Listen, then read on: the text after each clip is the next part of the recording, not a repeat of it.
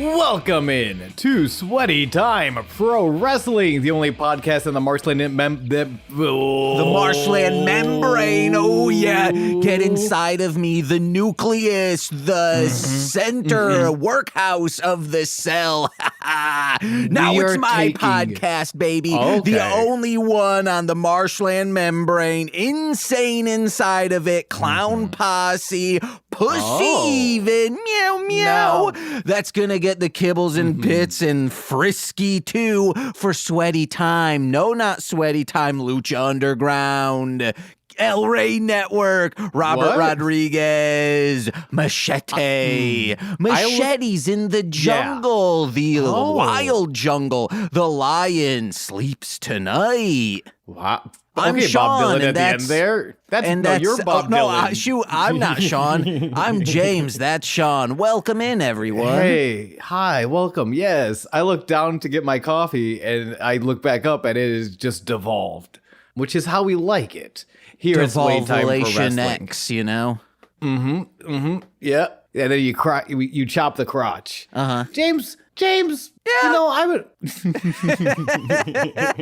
Sean! Yeah. Oh, ow. Sean, look at Audacity right now. Can you look at your Audacity? How is it recording? My Audacity with little bars and the sound. Okay, are the bars like really high up? They were for a second when I went, James. Oh, never mind. They're still super up because you've been recording and it's been just bricked out at the top recently. That's fair. And not today. Okay, good. All right. Whew. I try to keep an eye on it. But you know what? Sometimes I just get so excited to talk about Lucha Underground, the wrestling television series produced by El Rey Network and AAA that is wrapping up their Cueto Cup. James, I just can't handle all the excitement for the Cueto Cup. I'll say this, kind of anticlimactic. I mean, it's exactly, well, I guess we'll get into it when we get into it. Kind of exactly, oh no, it's not. Sorry. It's hard getting into it before we get into it without spoilering something that you guys are going to get into years ago. Yeah, by the end of an hour, you guys will be all up to speed on, which is our duty and our vocation on this podcast. I don't know if we can call this a vocation, okay? I see God every time I watch Lucha Underground. Sean, it hasn't come out yet, so we're discussing Left Behind, the Nick Cage movie on Engage with Nicolas Cage over on patreon.com/MLM pod. This Friday, you can go listen to that. And I posited that if my friends, because everyone's so sad that, my friends and loved ones got raptured, I wouldn't be sad. I'd be perplexed because I'm like, Sean? He got raptured? Huh? All right, now you don't need to make this a personal attack. I do very decent things in this world.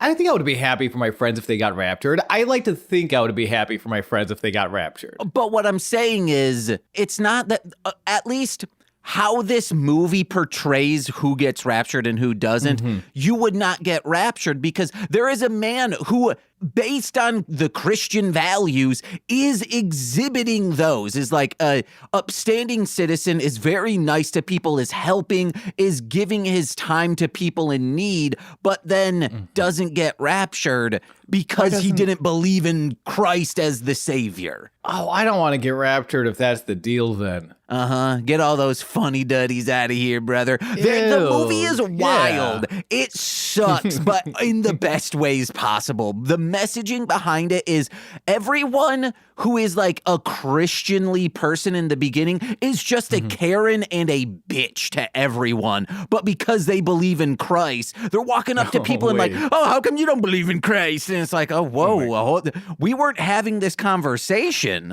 This already sounds more Christian than VeggieTales. I'm on board. Hold on. Don't say on board, sir. I did posit that I would like to have you watch this movie with us and see if you liked this more than Bible Man, because I'm like, if he does, our relationship might be over. Wait, I mean... It sounds like the movie realizes, though, that, like, the point is that this is bullshit. That if you believe you can be a shitty person and then get into heaven because you believe in this specific version of a Lord, then that's like probably a pretty shitty religion. My guess is we posit this on the show. I'm giving away details, but it seems like how it was written in the books. It's like, well, Christians are going to read the people who are like professing Christian values to other people and like, why don't you want this? Like when the rapture does happen, if it ever does, they say when it happens, you won't go up and you'll have to deal with the end of times. They're saying this like passionately, but then the director reads this and is like, well, clearly they're the bitch in this situation. So I think it's just like a non-Christian obviously directed this Christian movie. And it's like, yeah, no, they suck. Which is how it should be. I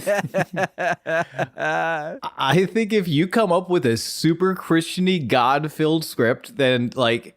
It's like when they say, like, it's good to not direct your own things so a director can bring a fresh eye, a different perspective to the story, really give it some texture, some three-dimensionality. Yeah, Stanley Kubrick. Yeah, Stanley Kubrick. That guy, he had the big metal, it was a rectangle, and it was a symbol for Jesus. I've never actually seen 2001: A Space Odyssey. You don't need to. All right, that's what I hear. But like, yeah, we do that, but with your faith, and then we have a whole bunch of better people in the world. Also, I'm really looking forward to our new podcast where we just review all the other podcasts on the Marshland Media Empire. Hell yeah, dude. Very stoked for that. Such a meta show, baby. Yeah. We're like, all right, let's go back and listen to all of Sean's performances on Mostly Speaking Sentai. Yeah. That banger of the 2 tickets to Paradise. I am paying off my mortgage with 2 tickets to Paradise. How? Yeah, I don't know. I just opened up a page. That's how. I opened up a hey. Oh my gosh. You're going to Branson with that idea. Going to Richard Branson. I'm a stock investor in Virgin Airlines is how well it's doing for me. Almost as well as the guitarist from Slapback is wearing a tie with a t-shirt combo. They're a good band. They're a great band. They would be so much fun to see live. Slapback is playing us back to the desk as we start off this episode of Lucha Underground. Yeah, they seem like a really...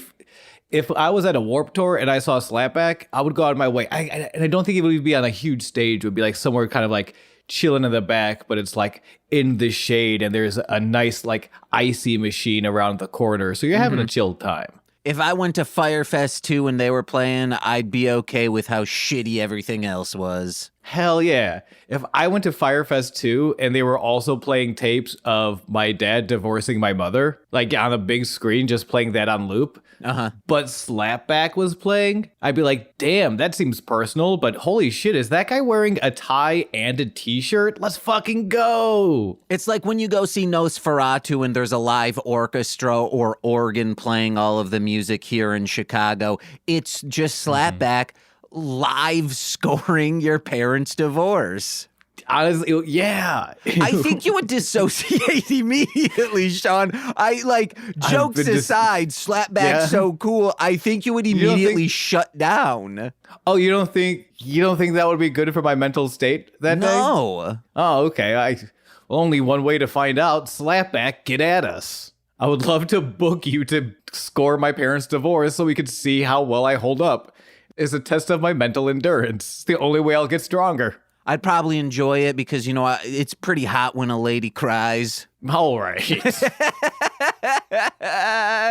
is the finals of the Cueto Cup. After 10 weeks, and which Vampiro counts on his fingers, just like James did now. 10 weeks of professional wrestling excellence, where the finals are tonight, as well as the biggest match in star power in Lucha Underground history, Rey Mysterio versus Johnny Mundo for the Lucha Underground Championship. Also, this drama, which kind of comes out of nowhere. It is a mask versus mask match. And how you doing, James? It was just pointless because it was so short. Give us something. The mask versus mask match between Veneno and Sexy Star is a lot of storyline that I'm disappointed in. We'll get into it. Dario set this match up after finding out Veneno is undercover detective Reyes, which we've been going over for the past couple of weeks, formerly known as Cortez Castro. He was sent here to be an undercover cop. 187 on him. Yeah. And it's a mask versus mask match, which, again, we discussed before in season 1. It was Sexy Star and Superfly. This is a culturally impactful match type. If Lucha Libre is more than just professional wrestling, it is culture. But this is still it's an important match. One you don't throw around willy-nilly. And this feels willy and nilly. Like, Sexy comes out, she's approaching the match very tactfully, walking up to Veneno for a moment before pulling back as she absorbs what it means to wear a mask and to lose your mask in Lucha Libre. Veneno is much less plussed, probably because he is an undercover cop. He doesn't have that cultural tie to it. Like this, there is something that could be done here. 187 on an undercover mask. That we could make that song. We sure can. Do you want to? Yeah, I totally have time to do that these days. Great. Same here. Let's get through. Let's keep talking about this episode, though. Bell rings. Sexy lays the boots to Veneno, who reaches for the ropes for a clean break.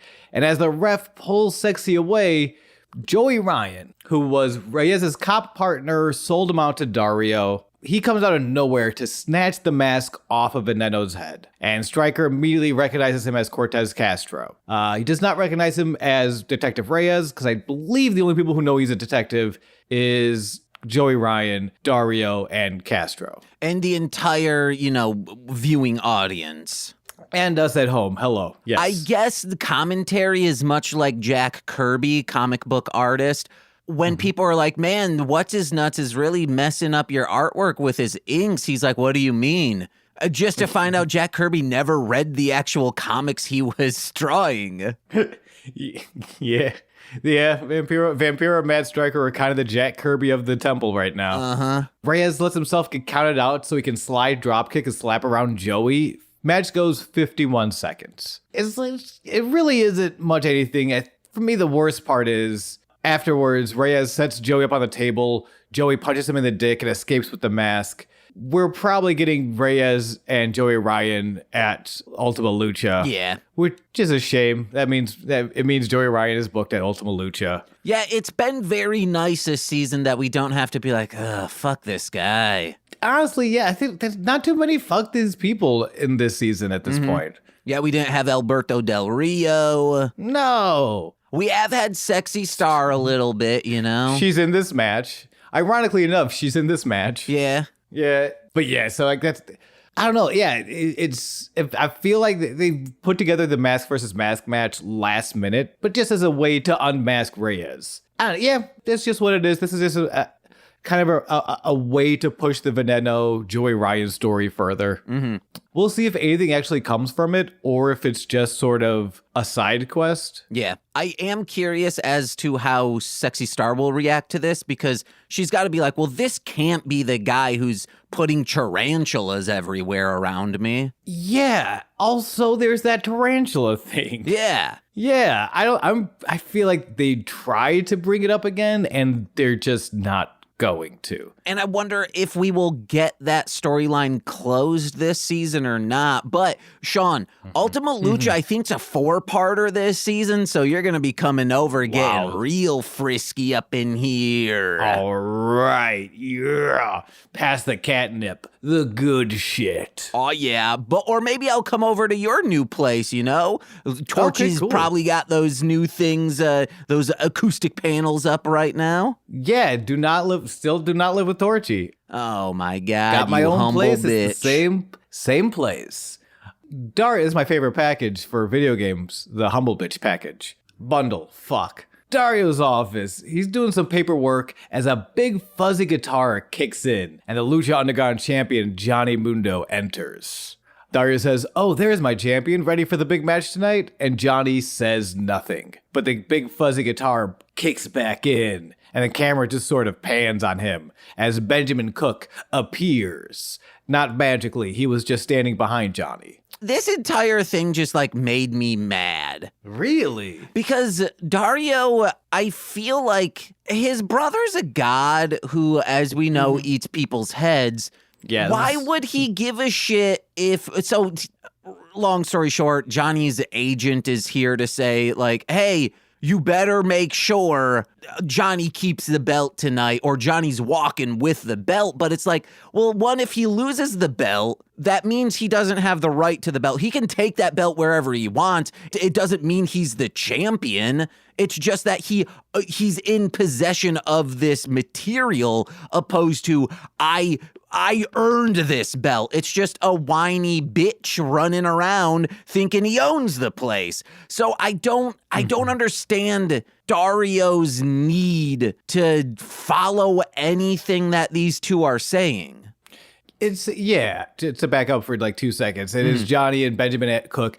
They're here basically to advocate after last week's giant clusterfuck where everyone get involved.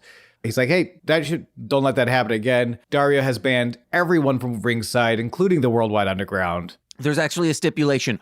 All wrestlers who work for Lucha Underground, the entire locker room is banned. Of course. Yes. And I'm sure that won't come back into the end of the episode. Of course not. And then they continue to kind of pitch a fit, just like, ooh, you better.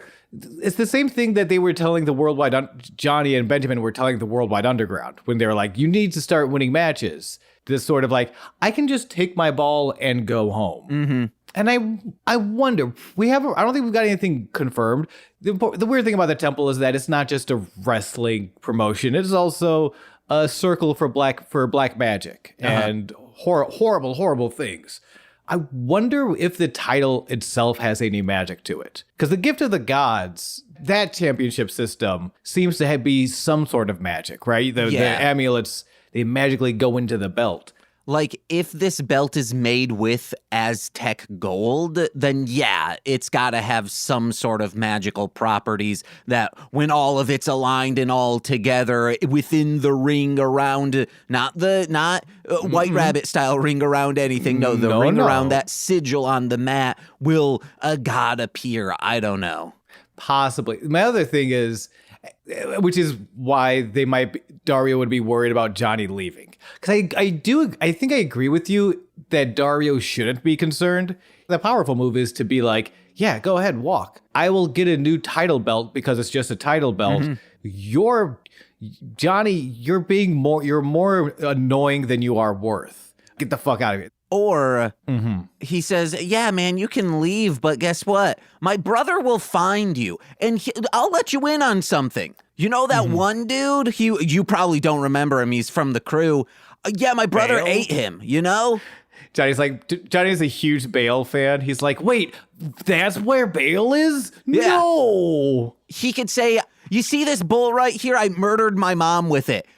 Test me, okay? Honestly, that kind of brings me to my other point. Because, that Dario has all these other things. He's a very fleshed out character. I think one of the things I don't know. I might be pushing this onto Dario. If you disagree with me, let me know. I think Dario is a very good dark arts practitioner and criminal underlord. I don't think he's a good wrestling promoter.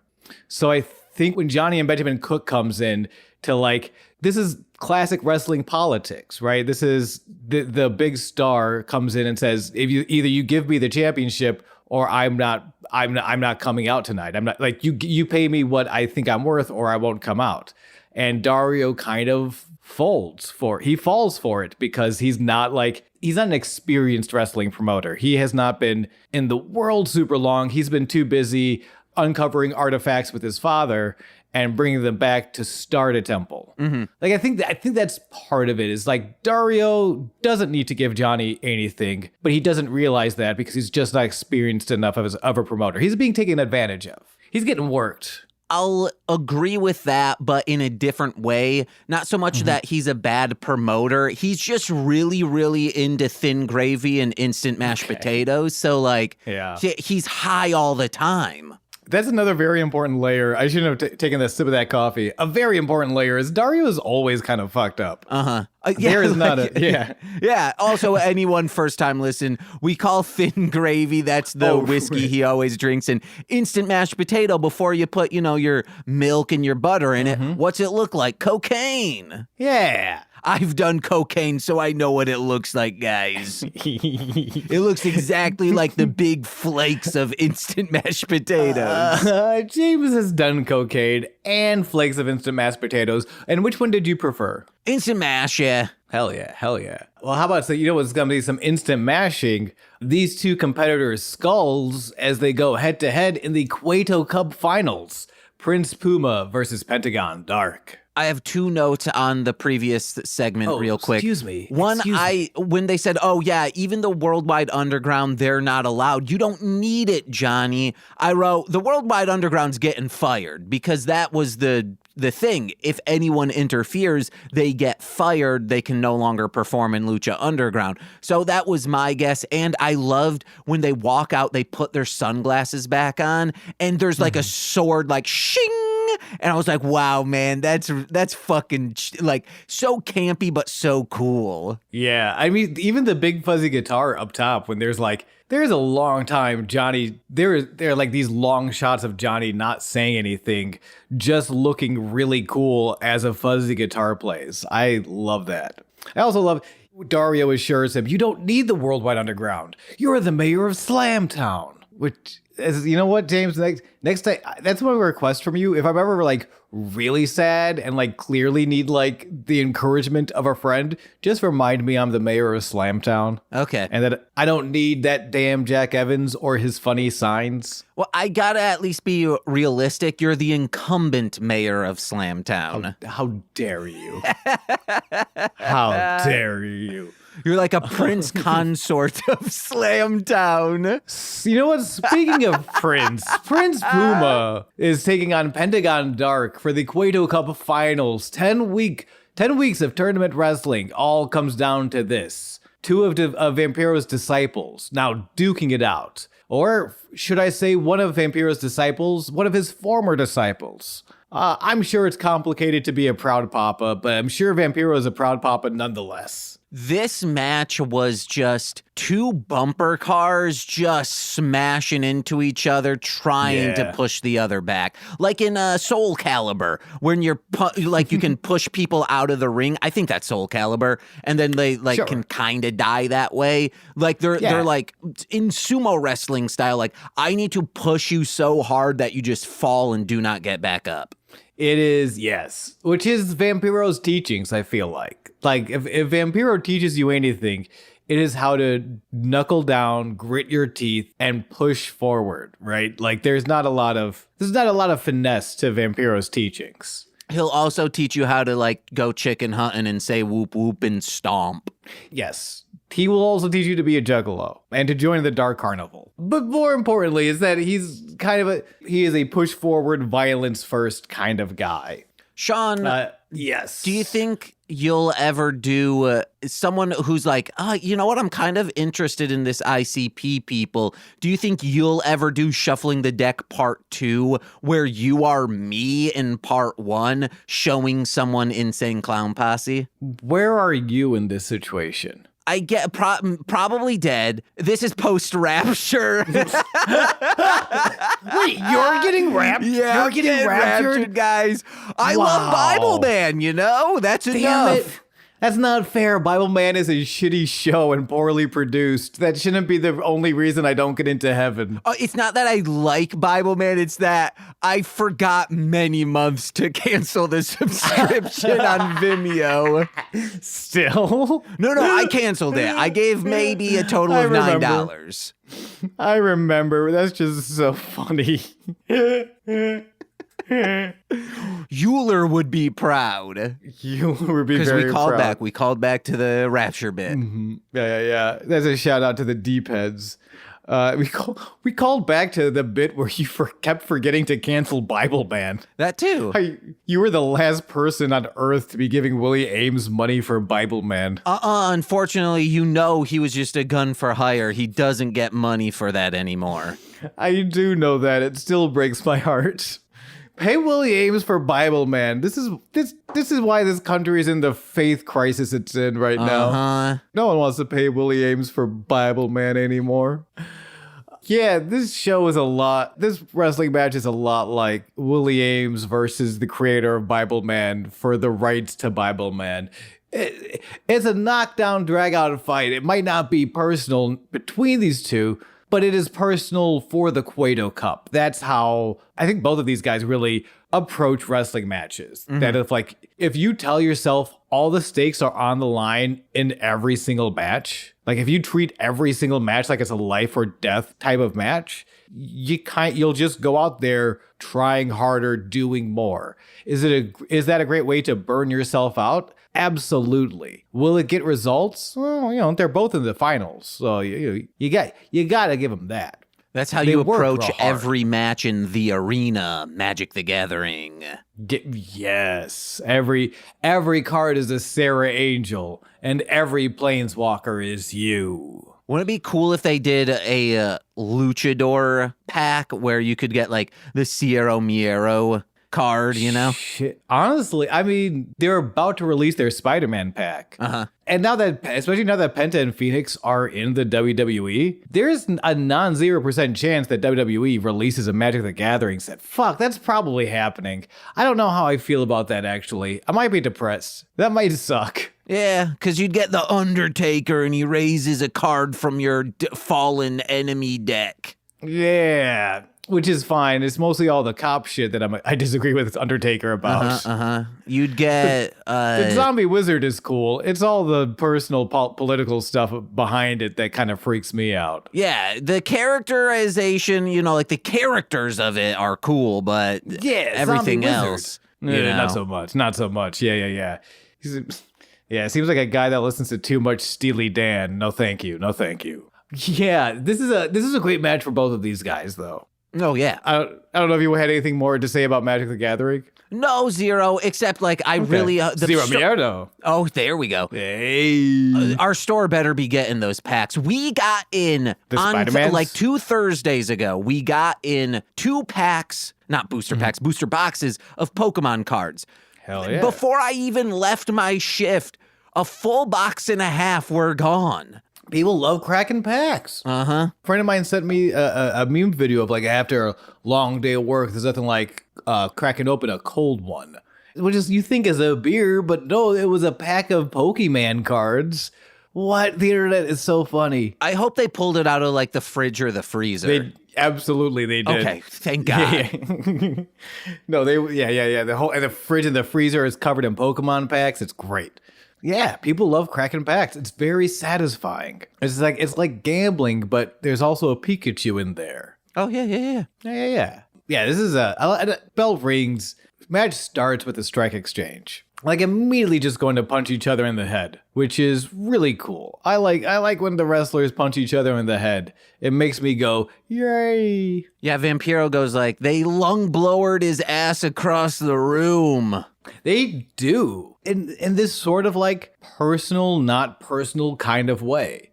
Personal enough to get me fired up to murder you, but there's really nothing personal here. It's just business. But yeah, that lung... Puma is kind of finds a bit of advantage. He's pushing until Penta hits that lung blower, pauses briefly to give Puma the Zero before dropping to his knees and his feet like he was stomping on the DDR mat. It's so brutal. It's a very physical match. And a lot of back and forth, a lot of Puma, which makes sense. Pentagon Dark we've had since, I want to say, his match with Matanza. I think that was the debut of Pentagon Dark. So we've seen this version of Penta for a while. Both us as the fans and the rest of the locker room have gotten a chance to sort of get into what he's doing here with this darker version of himself. Prince Puma Dark really is sort of debuting after in the fight with Mill and then in this tournament. This is still a lot of people's first match with this version of Prince Puma. So it's the same thing I've been saying for the entire tournament. Nobody really has a grasp on how to wrestle this version of Puma. Mm-hmm. So whenever he gets more and more violent, he gets more and more dangerous. I mean, Penta is the one guy who could like threaten that who is the most dangerous person in the temple, but Puma is just so fresh to it, you don't see it coming. And he's still Prince Puma. He's still Mike Myers in Cirque du Soleil. I will keep saying that because I believe in that with all my heart. Like that's what this guy is doing. It is giving Penta a lot to sort of contend with. I did like when they're slapping each other on the chest. Vampiro says, hey, someone call off the cops. That wasn't a Magnum 45. That was just a chop, baby. Yeah, these chops are brutal. I also love, there is Made in Japan is one of Penta's moves. It's sort of it's the package when he hooks the arm and he sort of like flips you upside down and then he drives you down. And I love the way he goes for it 3 times. And it's just Puma keeps escaping. I forget the first one. I think he rolls him up. He gets out. Penta catches him again. Puma arm drags his way out. They escape. Puma springboards. He launches himself into the air. Penta catches him a 3rd time out of the air. And that's the one that sticks. Ends up pinning for like a 2.9. And also because it's really cool to see. Like, they're very good at. There's a lot of escapes and counters in this match, and it's very exciting to see. But also, I think that is part of the Vampiro lesson. That is the pushing forwardness of I have this move. It is brutally painful, and I will keep trying to hit it until I hit it. Mm-hmm. Like I will keep pushing forward. I hear that's not actually a Vampiro move because Vampiro learned it from his mentor, Norman Smiley. Hell yeah. I'm kidding. I don't know. I just know Sean likes Norman Smiley. I love Norman Smiley. The only friend Vampiro had for a lot of time was Norman Smiley. Because Norman Smiley is a friend to all. Oh, yeah? He's like Gamera. He is Gamera. Wait, what? The turtle. Gamera? Yeah, he's a friend? I thought that guy was a bad guy. No, he's not. He's a friend to all children. Like, he's a hero within the tokusatsu areas. Hell yeah. Norman Smiley is the Gamera of Vince Russo booked WCW. More people should be saying this. And I'm quite frankly shocked and disappointed at most wrestling podcasts for not bringing that up. It's because most wrestling podcasts... Actually, I think... most wrestling podcasts, one of the co-hosts or hosts is a Godzilla tokusatsu fan. I bet. Absolutely. Yeah. Absolutely. That Venn diagram is a circle. Uh-huh. It's a circle but that has like that 3D effect. So there's a little bit of like red and blue outline outside of the circle. Yeah, which is... Yeah, it's literally one person on each side, like just one wrestling fan looking at tokusatsu and just, huh? And then on the other side, them being like, huh? But then we cut back to the tokusatsu. Follow me on this. You follow me on this. All right, we cut back to the actual kaiju movie. We see the kaiju monster lift off his head. Holy shit, it's Johnny Mundo. That's right. Johnny Mundo's been playing Godzilla this whole time. Even in the actual creation of the media, if not the fandoms, in the creation itself, it's a full circle. Wrestling is kaiju. Kaiju is wrestling. It's all art, baby. Because, there's also Big Battle Kaiju or Kaiju Big Battle. Yeah, I wasn't going to bring them up. But there is them, too. Uh-huh. It's a circle, guys. Never mind about the 3D aspect. No, but you know what? Also, like all fandoms, there will be 1 or 2 people on the outside just being little shits. Why do you guys like wrestling? I hated when Jet Jaguar showed up. That's all the moves he did was wrestling grapples. And we were all just like, yeah. It looks cool. Yeah. I don't know. I just like shit that looks cool. I'm not trying to categorize it. And there was a match. I didn't have a great transition back in. And I guess a wrestling fan would be like, I just don't get why the New Day dressed up as Power Rangers. Why aren't they just Dragon Ball Z? Nerds.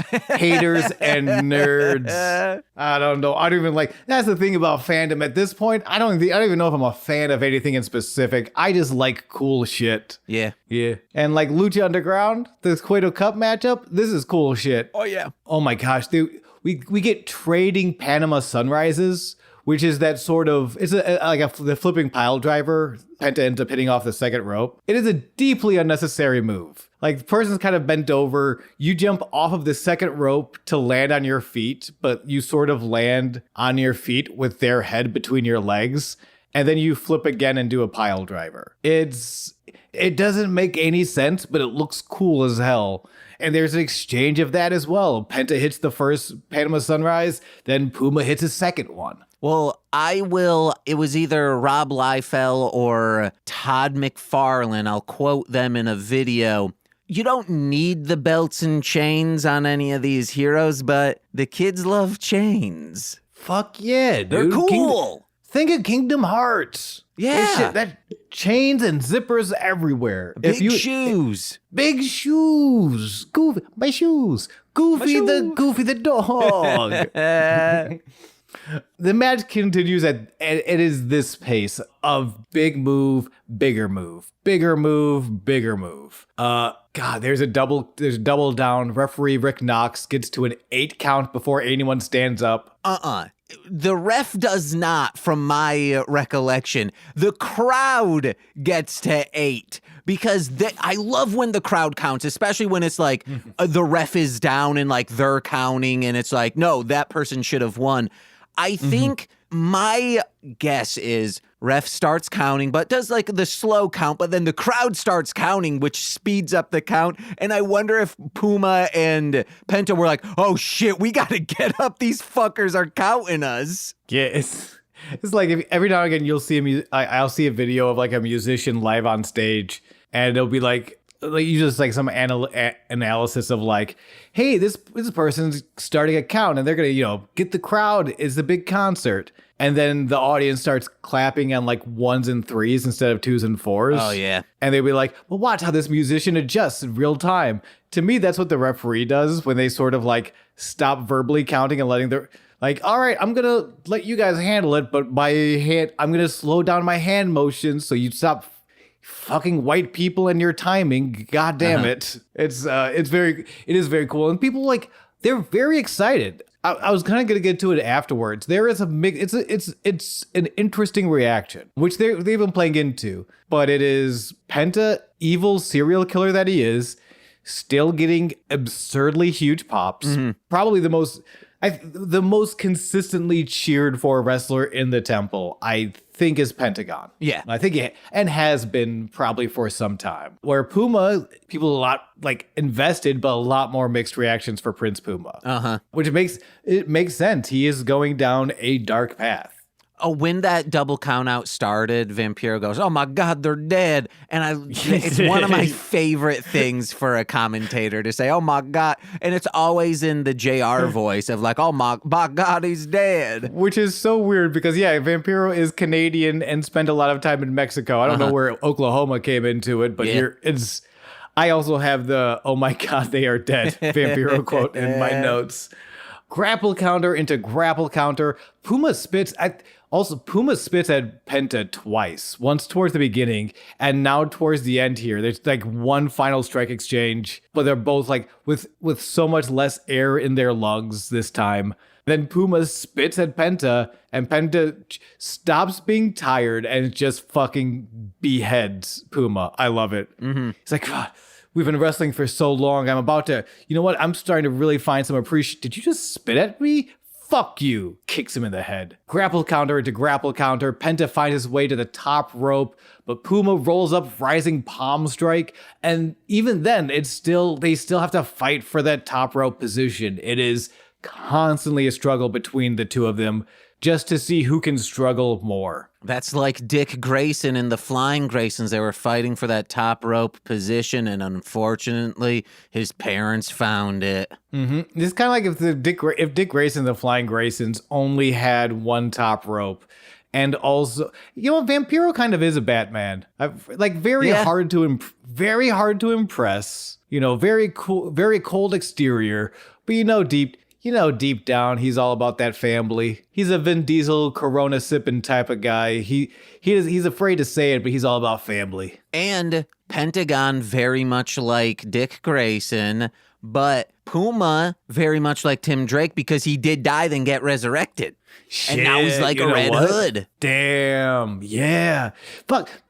Wrestling is comics is wrestling and wrestling is comics. Hold on, that's did I say Jason Todd or did I say Tim Drake? You said Tim Drake. I okay, think you it's meant Jason Todd. Yeah. We don't know who his Tim Drake will be, and we don't know who his Damien will be.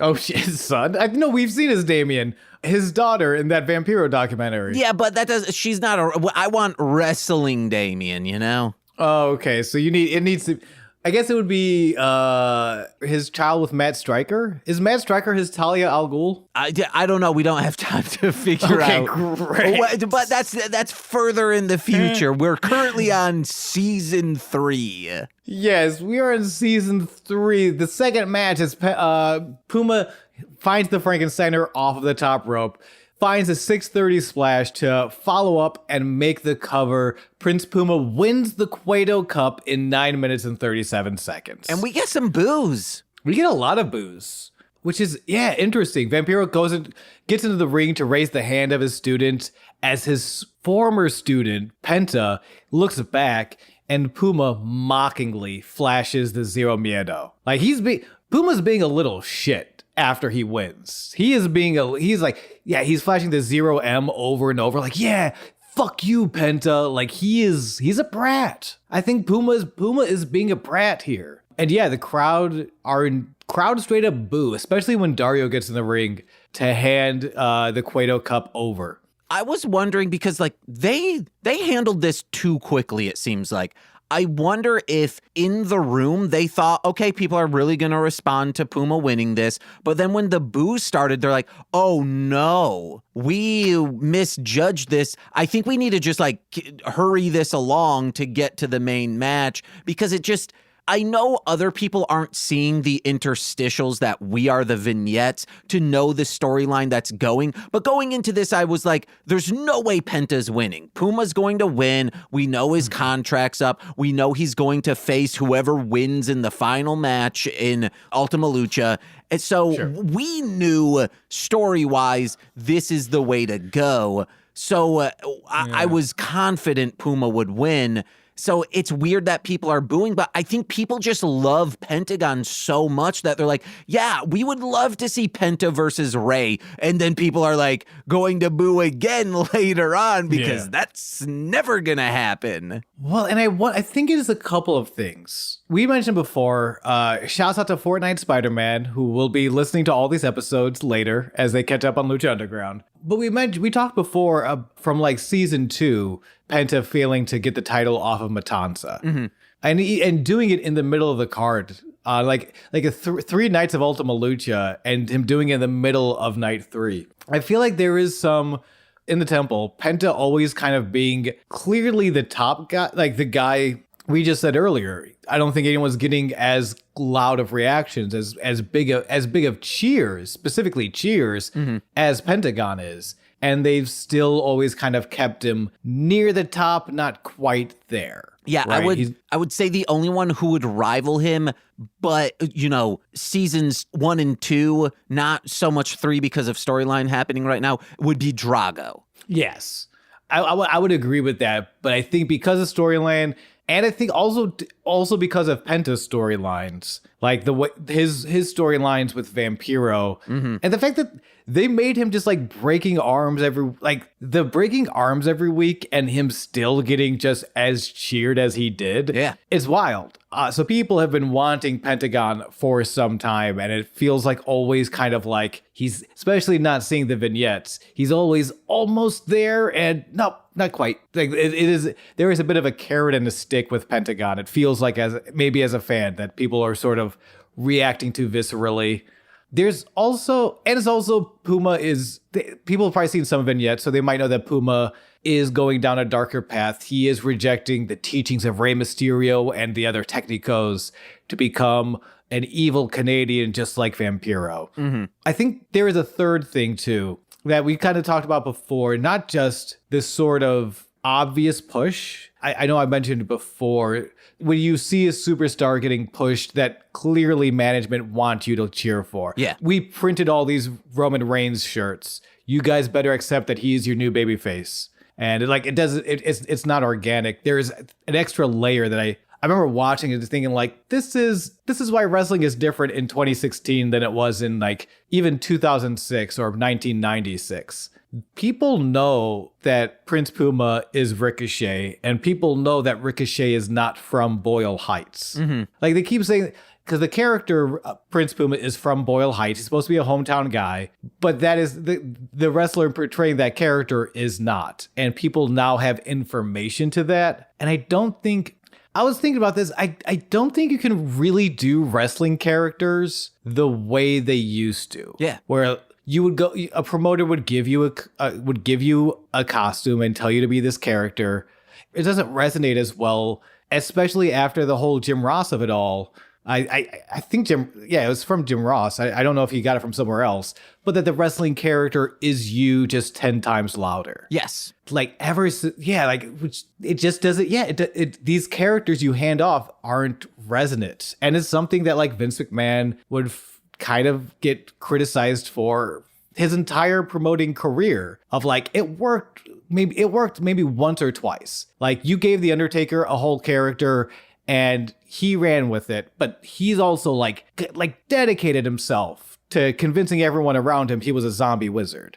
He is such a hard accepted because he so went out of his way to make that character realistic. Like for the most part, these aren't actors. Like, and these are guys that like spend years honing their craft and honing their characters that then you can't to just kind of like walk in and give them a brand new character. There will always be something a little false about it. Especially with someone like Penta, who like he is a skeleton ninja. Like, Penta is not a deeply realistic character, and it is a legacy mask. Like he is Pentagon Jr., but he's spent so much time honing what it means to be the skeleton ninja that even though it was handed to him, he has still made it his own. And I think that's some of the vitriol, the fan. For me watching, that was some of the vitriol I felt. I don't think I would boo Puma. Oh, no, I wouldn't either. And I think it's very much. But I also might because of how real I feel Penta is and how much I felt. I don't know. As a fan, I would be like, but like the skeleton ninja makes me believe in skeleton ninjas. Okay, so here's the only reason I would boo if I were in the temple is if I knew his contract is up at the end of this season, he will be going to WWE. Why would we give him the opportunity for the belt? Yeah, to close up storylines, whatever. But I would be a little upset that Penta, our guy, isn't getting the same push that could go into season 4 for him to be the dominant force leading on. Yeah. And it's part of me thinks and I do believe that Penta's in a position that they could give him that push at any moment. Which I think in season 4, he may or may not get the belt. Ooh, Well, speaking of the belt, are you ready to talk about this championship match? Yeah, I do want to say just one more thing, and you cannot comment on it because you've never seen the TV show, so it would just be me saying this. Sure. It is very much like how Dan Harmon approached characters on Community, where there's a lot of specifics to these characters within the show that are brought on by the actual actors portraying these characters. So I think that's like, you can give someone a character, but with Prince Puma, it's like, no, yeah, he's from Illinois, right? He's from Illinois. He spent a lot of time in Philadelphia as well. Okay, so like, have the character be from there, and like if you spend a lot of time in Philadelphia, Boyle Heights, I'm assuming is a working class area, then say like, yeah, I'm also one of you. I'm from a working class area. So yeah, that's what they should have done. Have the real life experiences of the people portraying the character inform the character, and it's going to feel a lot more real. Yeah, and again, I think that being a fairly recent thing in professional wrestling with the advent of the internet and the dirt sheets moving to the internet, people being a lot more keyed into stuff. Yeah. But let's get into this final match, baby. Rey Mysterio Jr. versus Johnny Mundo for the Lucha Underground Championship. weeks and weeks and weeks and weeks of build. This is Johnny's big sort of announcement, his quinceañera, his bat mitzvah, his coming of age story. Finally, can he overcome this man who has loomed so large over his career, Rey Mysterio? And can Rey Mysterio bring that feeling back? Can he reclaim what it means to be lucha libre in the modern day? And the white version of this is the uncle giving you your first sip of beer. Wait, what? Because you were like, hey, when the becoming a man, becoming a woman event of lives, what's the white version? Hey, the uncle gave me some beer, you know. That is the white boy quinceañera is your uncle giving you a beer, asking you how about them bills. Ray's ring jacket, by the way, I always like Ray's gear. He's in the black and white with a couple of red accents. The ring jacket, half is the Lucha Underground symbol, half is the symbol of his mask with "I am Lucha" written on the back. He's looking very much like one of the Rabbit tribe here. He's looking a little Rabbit tribe. He's looking a little wascally, but it looks good. I'm on board. Johnny comes out in the all black, looking like a cattle rustler plaguing a town in some small pulpy western. This one, another opening strike exchange. This time a little more personal. Where I do think Penta and Puma was business. This is personal. After Johnny's been. I'm pretty sure Johnny paid for that entire media campaign. Looking back on those promos going back and forth, those very official, polished, professional sports-esque like promos for this fight, because they feel so different from everything else produced at the temple, I'm now even more convinced that that was Johnny's team paying for that. And we mean that in story. In storyline, yes. So Johnny took out all these ads to say how he's to build up this fight. This feels so personal that when Ray comes out of the bell rings and Ray just starts blasting Johnny in the face with elbows. I'm like, yeah, this is Bean. I just need to say something real quick. I don't know. I closed the door behind me before we started recording.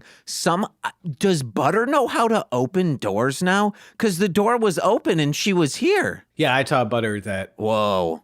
Last time I came over, you and Nicole went out of the room and Butter's like grabbed me by the cheeks and squished them together and said, "You're going to teach me how to open doors. Okay. Or I'm going to be so damn cute, you won't help but pet me, and then your allergies are going to flare up and you're going to look like an asshole." Yeah, that seems very out of characteristic for Butter because she doesn't like getting pet, guys. Oh, shit. All right. I lied. I taught Butters how to open doors because I thought it would sow chaos. But I guess to weaponize it, that might be something she'd be into. That's fucked up. But I feel that. Johnny is very on the back foot. He is crawling to escape the absolute fury that is Rey Mysterio, who has died. It's so cool, and I love watching Rey Mysterio like fired up. This is a personal match against Rey Mysterio. This is a fight. Rey Mysterio is the one who wants to turn this from a wrestling match into a fight. And because when you see Rey do it, he still does it with Rey Mysterio moves. Like he's like, I'm not here to wrestle you. I'm here to kick your ass and beat you to hell. And I'm going to use Hurricane Ranas and like flying forearms and springboards and all of these things that would not be. You do not typically think of as efficient fight maneuvers, but I make them work because I'm Rey fucking Mysterio. And it is a fucking fight. Rey is tossing Johnny outside of the ring as often as he can so that he can Hurricane Rana and head scissors Johnny into the barricades.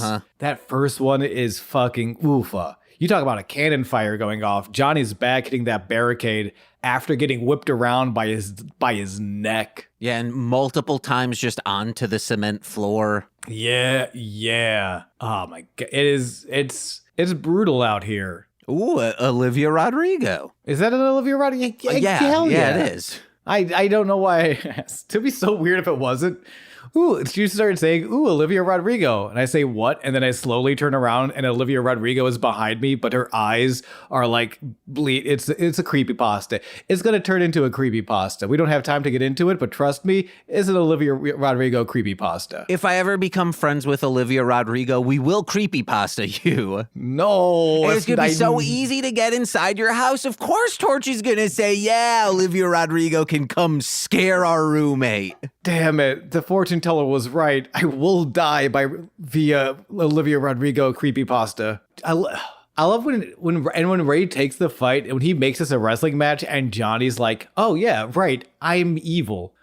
As soon as Ray decides to turn this from a wrestling match into a fight, I'm going to cheat more. And there's a lot of that. A couple of like eye rakes and eye pokes.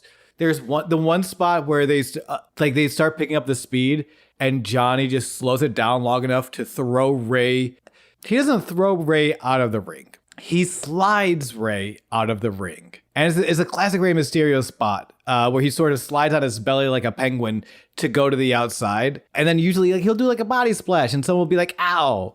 This time there's no one there, so it's just Johnny like shuffleboard style sliding Ray out of the ring to belly flop onto the cement. Which Stryker, for all of this this cheating that's going on, Stryker says that's what makes people not like him. And then Vampiro says, yeah, and that's what makes him a good wrestler, though, which I love that. Yeah. And then Vampiro says, oh, that move, the sliding thing was, I forget the word for it. But then I didn't write it. Yeah. Stryker says, oh, yeah, he slid him like butter. And then Vampiro's like, oh, so you know what butter means in Spanish. Yeah. And then he goes, yeah, I'm happy I knew butter. And that's what I say every morning. Hell yeah. Hell yeah. Hey, same here. But now she can open doors. I don't know how I feel about that. Yeah, and I should say the last time I went out to a club, Butter was the bouncer, and I got to the front of the line, and then Butter was like, I don't know this guy. And I said, Butter, what the fuck? Let me in. And Butter's like, yo,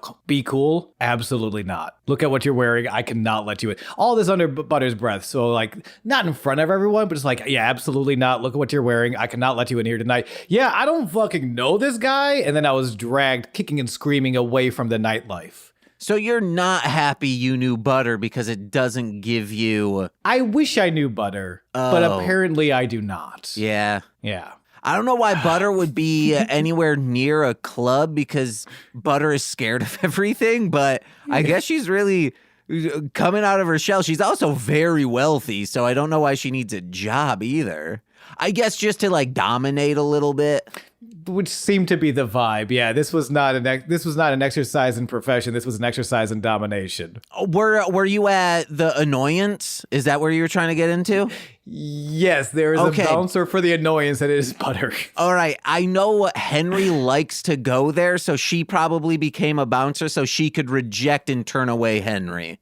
Wow, and I'm just caught up in the crossfire of this drama. Yep. I am Veneno, I am Sexy Star in this Veneno Dario Cueto drama. I've often compared myself to Sexy Star, and then people say, please stop doing that. She's been canceled for a reason. Uh-huh. And I say, okay. So during a lot of this, you know, the crowd's chanting, holy shit, holy shit. Mm-hmm. And then Vampiro goes, hey guys, regardless of language, that means the same thing. Yeah, it is a holy shit match. Like it feels really good.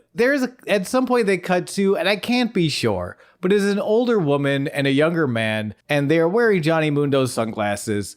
And in my head, I told myself that is Johnny Mundo's mother and maybe younger brother. And I love that. It just feels like it feels like a big homecoming. This isn't the prom, but this is a big homecoming dance. It feels like a big deal. There were a few people that I was like, they're on the older side. They could be so-and-so's mom. That my guess is in a lot of these cases was happening. Oh, hell yeah.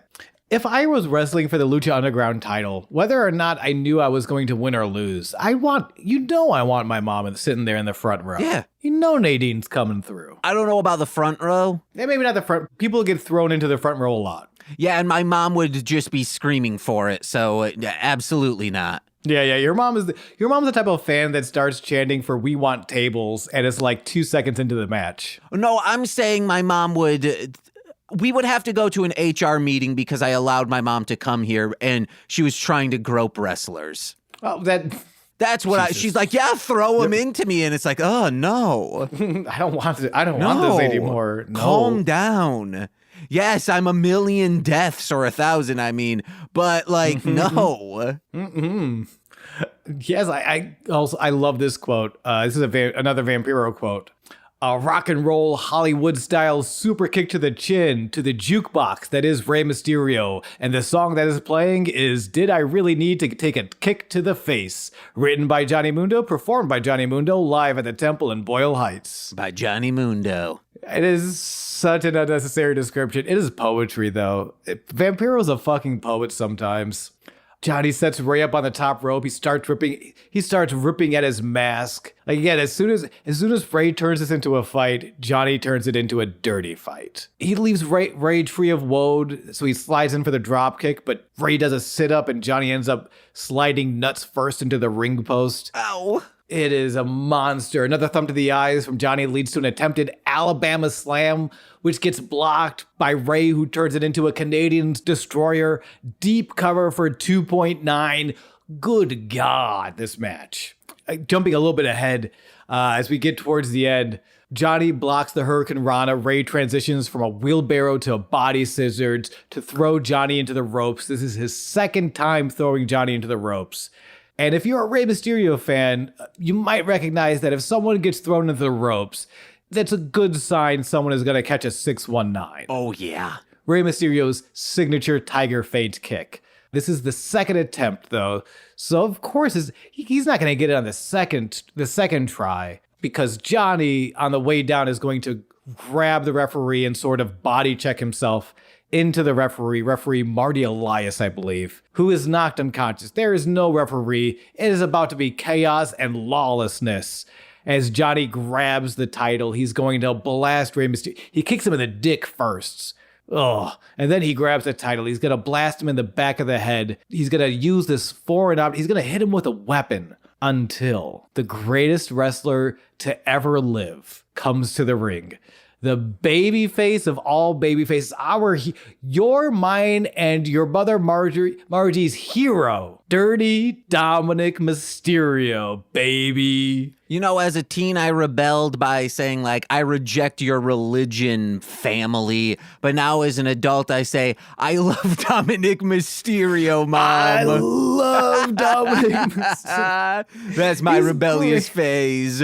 He's great here also. I love, he comes up on the apron. He grabs the title from Johnny. They do a tug of war until Johnny finally tumbles backwards.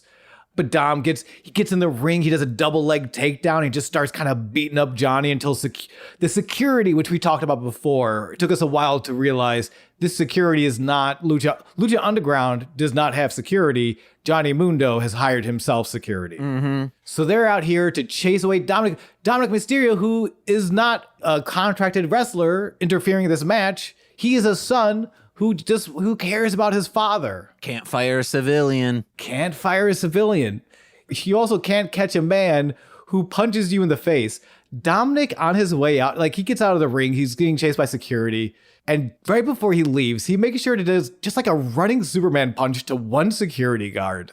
Just one security guard takes it right into the chin, and then Dominic whoops out of here. He's the best. He is the best, and Rey Mysterio's had it coming. I don't know what to tell you. Dirty Dom is right. Johnny doesn't know what is happening. He doesn't see Rey behind him with the head scissors into the ropes. The third try is the charm. 619 connects. Springboard frog splash. 1, 2. Why is Dario pulling the ref out of the ring mid-count? Wait, we forgot one thing. Before so he sets him up for the 619, and you see far in the background a Vampiro, almost like as if he's like, oh shoot, I need to take off my headphones or it's gonna yank me back. Vampiro runs to the side of the ring to see what's about to happen. I don't think he knew the outcome, so he was like, oh my god, and it's gonna happen. What? Then it happens, and then he's like, goes, yeah, and then runs back, and you kind of hear him like get right back on mic, and he's like, yes, and then no. I did not see that. Go back and watch that. That'll be when I make a GIF for this episode, hopefully I remember that will be the GIF. God, Vampiro's adorable. I love him. Vampiro is stoked for the 619. Everyone, it's a cool move. It's always exciting to see a 619 connect, which it does, and it should be the 3. The Eddie Guerrero frog splash. This is the 3. But Dario pulls the ref out of the ring mid count, and this is where I'm a little confused. But in a way that I could accept a good explanation the next week, especially because they've been so good at explaining. Even if this isn't a good idea overall, there is a way to make this make sense to the character. The sort of, I disagree, but I see where you're coming from. I at least see where you're coming from. But yeah, Dario slides in as Ray looks up from pinning Johnny, and Ray is confused why this little man is speaking with his chest. Dario comes in full of piss and vinegar. It is nuts. He's literally says, "What? What are you gonna do? What, you think just because you're famous, you're king? I'm the king of this temple. I'm the one that drinks the thin gravy." Dario slaps a tired Ray in the face. I love Ray's reaction to all of this, by the way. He's just tired. It's like, I've seen this. You might have dark magic and god powers, but deep down, Dario, you're just like every other sleazy promoter trying to dodge paying your talent. Like, at the end of the day, you are just, and that's like the way Ray, the character no-sells it, but it's real to what's happening. All this dark magic, all of this power, you're still just a scumbag promoter. There's such a tired expression until the slap, and then it's like, oh, right, fuck you. Ray feels his face. He lulls Dario into the leg trip, into the ropes. Another 619 cracks Dario in the skull. But as he does, and as the referee, Marty Elias, helps Dario out of the ring, Johnny takes that title belt again, finally blasts Ray in the back of the head. Not like this. Ray gets dragged to the corner. Fin de Mundo. 1, 2, 3. Johnny retains the Lucha Underground Championship. 18 minutes and 5 seconds. Whoa, that's a long-ass match. Didn't even feel like it. And again, we've seen it before with Johnny. When he wins, it's just a complete 180 of like, oh, he's fighting. He's like, oh, I need to be angry. I don't think I can win this. But once he does, he's like, well, yeah, of course that was going to happen all along. I'm the greatest fucker in the world. Yeah, the mayor of Slamtown, baby. I am very excited for the next episode just to see how this resolves. Same. I looked ahead a little bit. It makes sense. I'm excited to see where things are going. Very excited to see, yeah. And now, especially seeing Johnny and Puma, which is, it makes sense. It was like one of the first matches of Lucha Underground. It was the first main event. Yeah, they fought for the first briefcase. Hey, one of you guys are going to be our star players. Will it be Puma or Johnny? Mm-hmm. Johnny, you're even still a babyface here. You guys are going to be like frenemies for a while. I was very excited for it to be Ray and Puma. That was going to be such a cool story. Until literally just now, I remembered how Lucha Underground started. And it started between Puma and Johnny. And it makes sense that Johnny is Puma's final opponent before he leaves. I'm actually very excited about that. But as I've pondered before, now that we know this, it's gonna be Puma's going to be about to kill Johnny. And then, like, he sees Vampiro give the thumbs up, but then Ray's there as well. And Ray's like, don't do it. You'll go to the dark side. And he says, you want to know what? No, I'm just going to pin him. 1, 2, 3, dunzo. He wins the belt, but then he's like, I don't need this anymore. I need to get out of here. There's dark magic. Don't need it. And then he hands the belt to someone, and then he walks off. That's what I think's going to happen. I think that's so good. Can I offer just a mild addendum? What's up? So he sees Vampiro, kill him. And he's like, no, God, He looks over to Ray, win the match. Oh, gosh, right, Technico. What do I do? He looks over, there's Dirty Dom Mysterio, who's just like, hey, bro, you want to go get some chicken tendies? And Puma's like, fuck yeah, chicken tendies sound sweet. They leave the ring, they go out to get Bojangles chicken, and never to be seen again. And then there's just a spin-off series. It's like Hobbs and Shaw, but it's Prince Puma and Dirty Dominic Mysterio, and they're just running around getting chicken tenders, having a good time in Los Angeles. Or before he sees Dom, he looks over and he's, after seeing like, hey, Ray says, just pin him. He looks over. He sees the Rabbit Tribe and they're just talking into carrots and he goes, huh? And then he sees Dom and then they walk out. Yes, actually the Rabbit Tribe become antagonists for Dom. The Rabbit Tribe keep trying to catch Dirty Dom and Prince Puma as they flee the state. It would be they're Bugs Bunny and those two are Elmer Fudd and Daffy Duck. Yes, but somehow they're the good guys in this situation. Make sure you're tuned in. I wouldn't say the good guys. It's just they are the protagonist and they're the antagonist just in the sense that they are being annoying. Well, agree to disagree because there's no way Dirty Dominic Mysterio can ever be anything but a good guy. Oh, yeah. Take that, Mom. Just like I can't be anything other than streaming over at twitch.tv/Goose Von Kaiser, baby. We're still playing Disco Elysium. You hang out, you join my Discord. Maybe we watch a couple of wrestlings in that Discord there sometimes. See you soon. Hey guys, listen to Death to Squids. In this feed that you're listening to, just go over, listen to Death to Squids as well. Sean will eventually be on the show. We don't know when, but I'm working on it. Be aware. Listen to Mostly Speaking Sentai. Subscribe to that. Yeah, it's only going to go for a few more episodes, and then we're going over to Magical Meatball Girls wherever podcasts are found. But still, whatever. Listen to This Movie's Gay. Subscribe to that because we're starting it up soon, baby. Listen to Sweet Child of Time with Steve Barnes and I. We're going through with season 3 of Wheel of Time right now. And head over to patreon.com/MLM Pod, where for $5 a month you get exclusive content every single Friday, like the aforementioned Left Behind on Engaged with Nicolas Cage, or listen to the pilot episodes of Magical Meatball Girls so you can get hyped for when we start that up full time in July, baby. And if you're a $10 patron, you get all the weekly stuff plus bonus monthly exclusive content in the form of straight to Patreon, and your name shouted out on every single free feed podcast. Let's begin with those, starting with Steve F., Eric Berry of Ranger Command Power Hour, Alex Z, The Waz, Orion, my Bickle brother in common law, Joshua, Jake, Steve Barnes, A Sweet Child of Time, my mother, Lil Corey's BFF, and now former roommate Shane. Twitch.tv/Core Winning. It's Corwin, also from This Movie's Gay. From the Rom Complex, as well as Formulaic, a podcast and script writing, it's twitch.tv/R2 Shelby2. And from Speed Radio, a podcast and all things Sonic the Hedgehog, it's Tay, a.k.a. Zinny D. And I've been James. And I have been Sean, and this has been Sweaty Time Pro Wrestling. A Purple Prancer forever, be like Bob. Bye-bye. Oh.